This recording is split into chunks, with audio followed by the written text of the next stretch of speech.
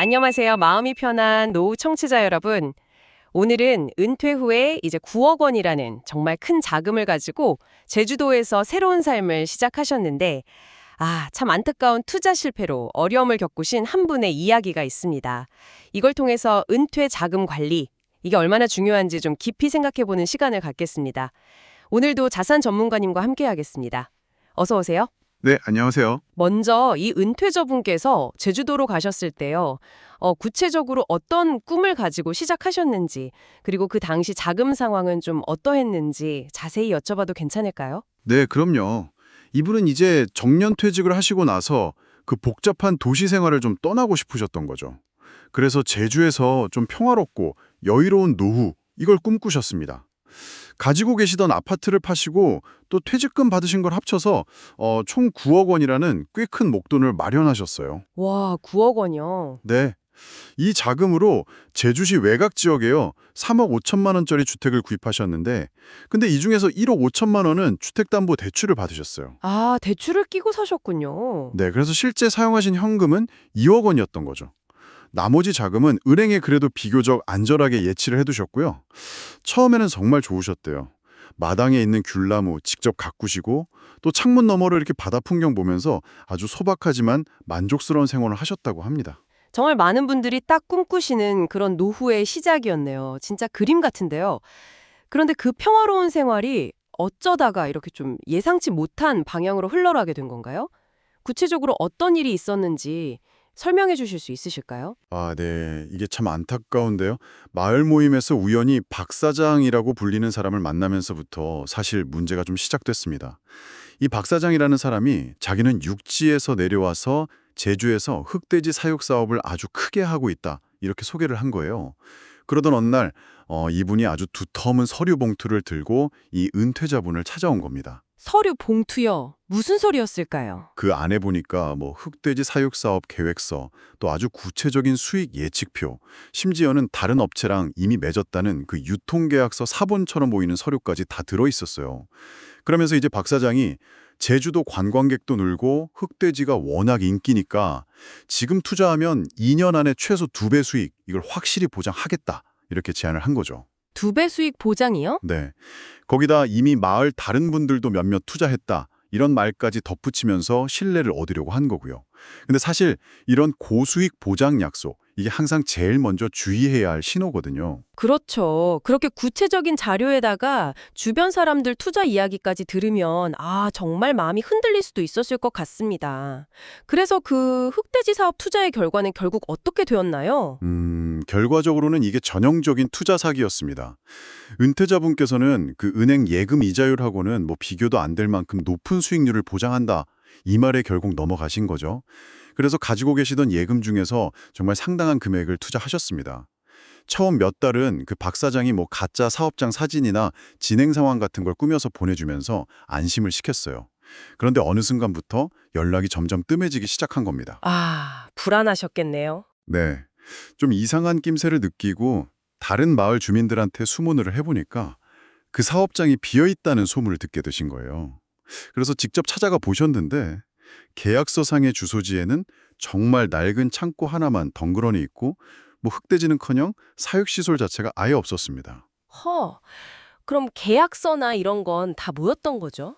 네, 그래서 확인해보니 계약서에 있던 유통업체 연락처는 아예 없는 번호였고요.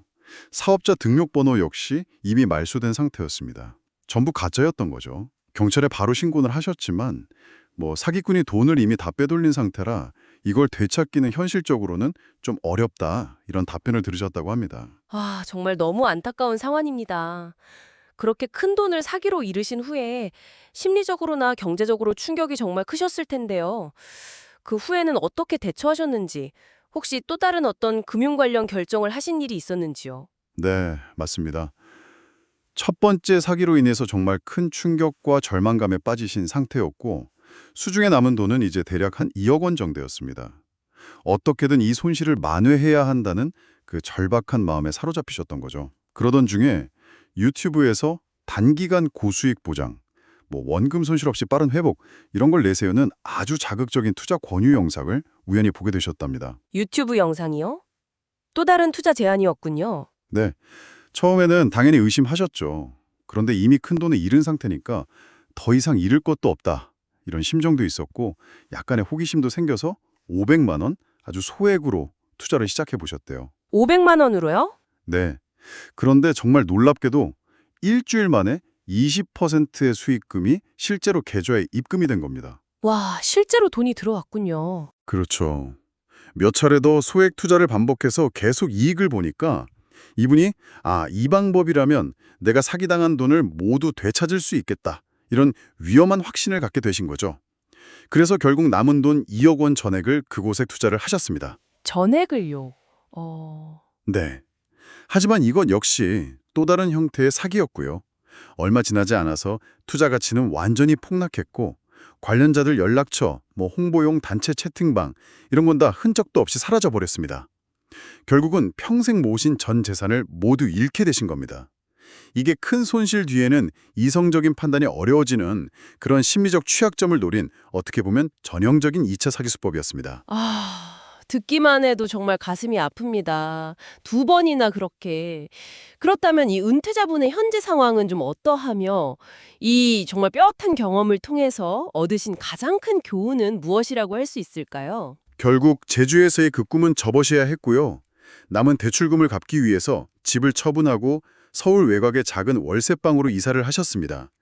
현재는 본인은 아파트 경비원으로 일하시고 아내분께서는 근처 상가에서 청소일을 하시면서 생계를 유지하고 계십니다.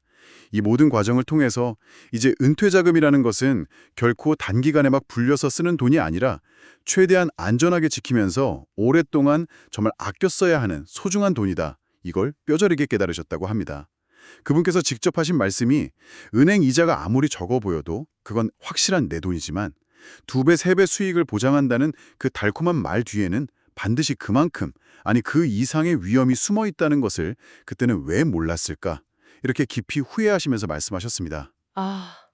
정말 가슴에 와닿는 말씀이네요. 네, 비록 지금은 예전보다 훨씬 적은 돈을 벌고 계시지만 누구에게 속거나 빼앗길 염려가 없는 이 확실한 노동의 대가 속에서 오히려 작지만 단단한 어떤 마음의 평온함, 이걸 느끼고 계시다고 합니다. 네, 오늘 이야기를 들어보니까요. 안정적인 노후를 위해서는 은퇴자금을 불리려는 어떤 욕심보다는 정말 안전하게 지키는 것이 얼마나 중요한지 다시 한번 깊이 생각해보게 됩니다. 참 달콤한 유혹 앞에서 냉정함을 잃지 않고 신중하게 자금을 관리하는 그런 지혜가 정말 필요하겠다는 생각이 드네요. 혹시 전문가님 보시기에 이런 상황에서 저희가 가져야 할 마음가짐은 좀 무엇일까요? 단순히 사기를 피하는 것을 넘어서서 이 은퇴자금 앞에서 느끼는 어떤 불안함 자체를 어떻게 다스려야 할지에 대한 고민도 좀 필요해 보입니다. 네, 아주 중요한 지적이십니다. 결국 핵심은 모르는 것에는 투자하지 않는다. 그리고 세상에 공짜 점심은 없다는 기본적인 원칙을 지키는 것입니다. 특히 은퇴자금은 수익률보다는 안정성이 훨씬 중요합니다. 조금 답답하게 느껴지더라도 원금을 지키는 것이 최우선이라는 생각을 가지셔야 하고요. 불안한 마음이 드는 것은 당연하지만 그럴 때일수록 조급해하지 않고 전문가와 상담하거나 충분한 정보를 검토하는 신중함이 필요합니다. 그리고 무엇보다 고수익 보장이라는 말 자체를 경계해야 합니다. 네, 고수익 보장이라는 말 자체를 경계해야 한다. 명심하겠습니다. 오늘 내용이 청취자 여러분의 노후 준비에 조금이나마 도움이 되셨기를 바랍니다. 내용이 유익하셨다면 구독과 좋아요, 알림 설정 꼭 부탁드리고요. 그리고 주변에 은퇴를 앞두고 계시거나 비슷한 고민을 하는 지인분들이 계시다면 오늘 이야기 꼭 공유해 주시면 큰 힘이 될 것 같습니다. 또 내용을 들으시면서 궁금한 점이나 나누고 싶은 이야기가 있으시면 언제든지 아래 댓글로 편하게 남겨주세요. 저희가 또 참고하겠습니다. 다음 시간에는요. 5천만 원, 70대 혼자 사는 노후 정말 괜찮을까요? 라는 주제로 더욱 유익한 정보와 함께 찾아뵙겠습니다. 들어주셔서 감사합니다. 감사합니다.